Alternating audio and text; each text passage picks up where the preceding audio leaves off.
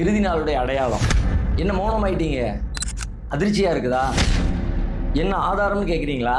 சரிதான், நம்முடைய வாழ்க்கையில் எல்லா இடங்கள்லையும் புதிய ஒரு செய்தியை பார்க்கிற பொழுது, கேட்கிற பொழுது இது எப்படி நம்புறது, என்ன ஆதாரம், இதில் நம்ம ரொம்ப குழம்ப தேவையில்லை. இதுக்கான ஆதாரங்கள் என்ன என்பதற்கு குர்ஆன் நமக்கு வழிகாட்டுது. அல்லாஹ் படைப்பதற்கு தன்னிடத்துல எந்த கூட்டாளிகளும் இல்லை, தான் ஒருவன் மட்டுமே படைப்பாளன் என்பதையும் திருக்குர்ஆனில் சொல்லிக்கொண்டே வருகிறான். அதை மறுக்கக்கூடியவங்களை பார்த்து இறைவன் ஒரு கேள்வி கேட்கிறான். யுத்தூனி பி கிதாபின் மின் கப்லி ஹாதா அவ் அசாரத்தின் மின் இல்மின் இன் குன்தும் சாதிகீன்.